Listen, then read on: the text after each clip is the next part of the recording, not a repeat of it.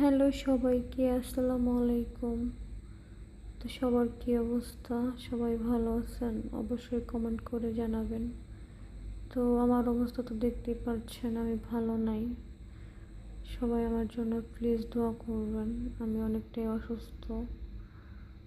তো আসলে নিজেকে মনে হয় আর ভালো রাখতে পারবো না।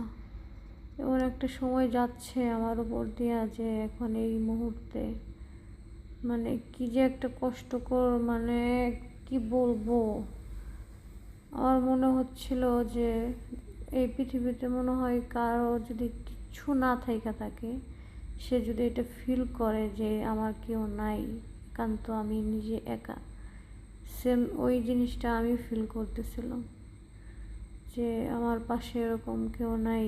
আসলে কি কি যে একটা মানে ভিতরে কাজ করতেছিল যে আমার নিজেকে মনে হয় আমি কখনোই আর ভালো রাখতে পারবো না, আর ভালো গুছাইতে পারবো না। অনেকটা পিছায় গেলাম। শরীর মুখের খুবই অবস্থা খারাপ। আজকে 3 দিন যাবৎ হসপিটালে ভর্তি। সবাই আমার জন্য দোয়া করবেন।